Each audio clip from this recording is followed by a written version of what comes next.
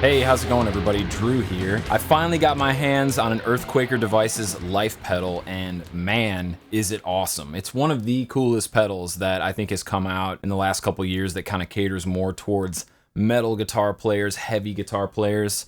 This is actually the third version of this pedal that they've made, and it's been highly refined, and I think it's probably the best version of this pedal. This is the Sun Life pedal from Earthquaker Devices. Anybody that's familiar with the band Sun or Sun-O, I'm not even exactly sure how you say it, they are probably one of the more unique bands in the metal space in the sense that they don't have drums in their music, and it's literally just two Les Paul guitars playing heavy chords, okay? And they're one of the coolest bands that I've seen. I was actually able to see Sun a few months ago in a cave in Tennessee. So there's this venue called the Caverns in Tennessee. It's kind of in the Murfreesboro area.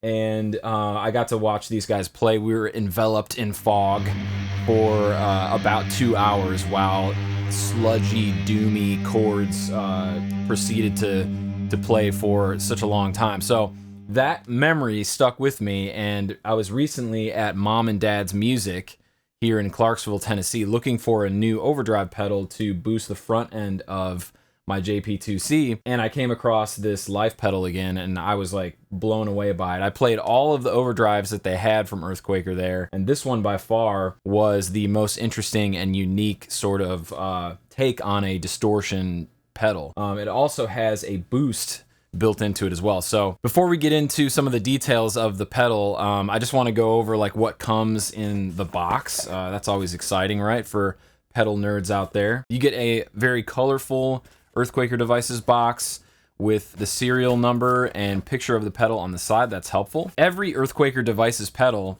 that I've ever owned comes with a nice little burlap sack to keep your pedal nice and cozy when it gets cold outside. There's a very detailed owner's manual that explains all of the details of this particular pedal and what it does and what the op amp circuits are, what the diodes are, all of that kind of stuff if you're interested. I'm not going to go over all of that stuff in this video. I'm going to play through this thing in a variety of ways so you can hear what it sounds like. If you're interested in that, I'm sure you could find this on the internet. You get a really cool sticker and then a catalog of all of their other pedals that they have for sale right here in the box. Okay, so I just want to go over the basic controls. This first switch over here turns on this thing called magnitude. That's actually a boost, okay? It's a clean boost. It boosts the front end of your amp, and it is controlled with this knob right here. The second switch is the octave switch, which basically turns on an analog octave, which sounds the best when you play above the 12th fret or at the 12th fret through the neck pickup, and I'll demonstrate that a little bit later. That switch controls this knob right here, okay? The third switch is amplitude, and that is just the overall volume of the effect, okay? And it's going to further drive the front end of your tube amp. I know that the guitar players in Sun, they play through Sun amplifiers. Obviously, I think they play Model Ts. They push the front end of those amplifiers with a pedal like this. I'm not sure exactly what they use when they play live, but it could be this pedal, but it could be a variety of other effects as well. Similar to a Rat pedal, you have distortion right here, which gives you up to 60 dB of gain, and then a filter, which as you turn the filter to the right, the tone gets darker, and as you turn the filter to the left, it gets brighter. And we'll take a listen to that a little bit later here. There's also clipping diode options. There's the op amp, which doesn't have any diodes in place. It's just the effect just blasting the front end of your amp. As you kind of move to the right here, there's three modes. You go to the asymmetrical setting, which has a couple of diodes, which might be better for some amps and not others. And then all the way to the right, all of the clipping diodes are on. At least that's my understanding of it. Check the manual. The details are in there if I got something wrong. One of the things that I really love about Earthquaker pedals, at least some of their newer ones, are these soft switches. So you just press them once, and way better in my opinion than stuff like this, no offense. Right, I actually have to like hold this whole pedal board, which is propped up by a wah pedal, to press one of those down. But with these, it's just a nice soft switch. Now, another really cool feature of this pedal is that these are all momentary switches. So this is what they call flexi switches. So you could press this down with your foot, hold it down if you want to boost the magnitude of your sound, and then as you lift it off, it's going to go back to normal. So, and you can do that with any of these switches. They're all momentary, which I think is fantastic. So push it once to turn the effect on and keep it on, or hold it down for any amount of time and it stays on. Okay, so without further ado, here's my clean tone.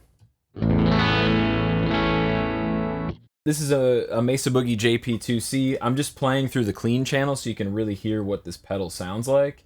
I've got a little bit of breakup going on in the sound.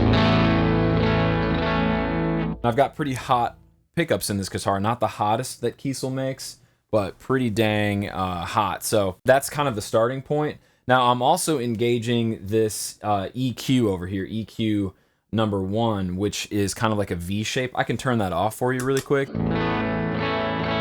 Kind of hear that it just kind of pushes frequencies up, and I found that keeping that EQ on was the best for this pedal. But let's turn it off to get kind of a starting point. So the first thing we're going to check out is the magnitude. Let's listen to that.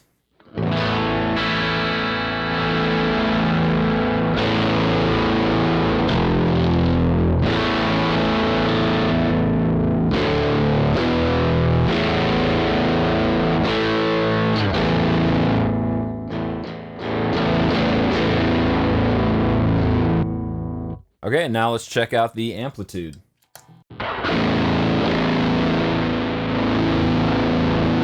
Which really, that's just the on-off switch. That's turning all of this stuff on except for magnitude and octave. So that's what it sounds like all the way up.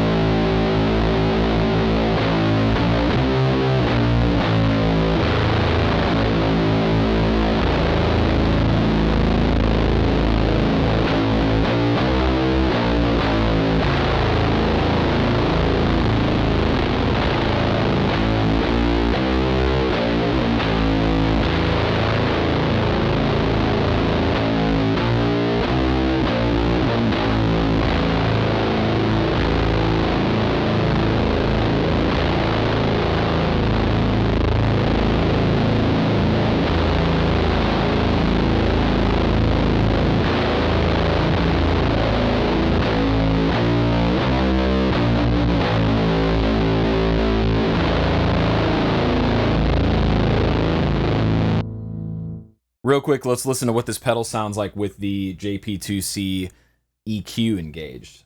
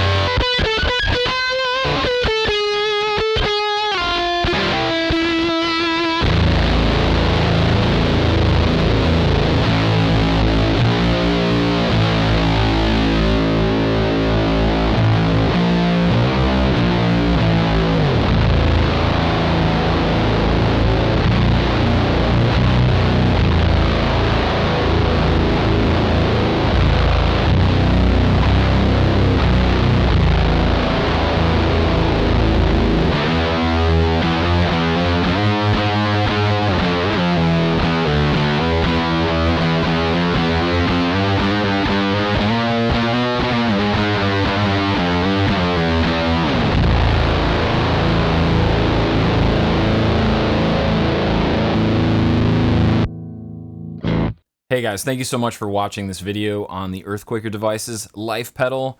I think this pedal is going to stay in my rig for a long time to come. I really enjoy the sounds that it makes, not only for rhythm guitar, but for lead guitar. It literally sounds like you're boring a hole into the center of the earth and you're tapping into the earth's power or something like that. It's very strange experience playing this pedal, and I enjoy it. At the end of this video, you can hear an original instrumental song that I made using this pedal. I'm using the Life pedal in conjunction with the channel 2 of the JP2C. It's a high gain distortion channel, so I've got that blended in with the Life pedal, and I think I came up with some pretty cool sounds, so stick around to the end to watch that song. Another thing I wanted to mention is that I am doing YouTube full time, so every week I'm uploading a video. Usually it comes out on Friday, but I could use all of the help I can get. If you enjoyed this video and you enjoy watching some of the stuff that I make, please like this video, share it around with your friends, your other guitar player buddies on forums and other things where the Life pedal is being discussed and other things in the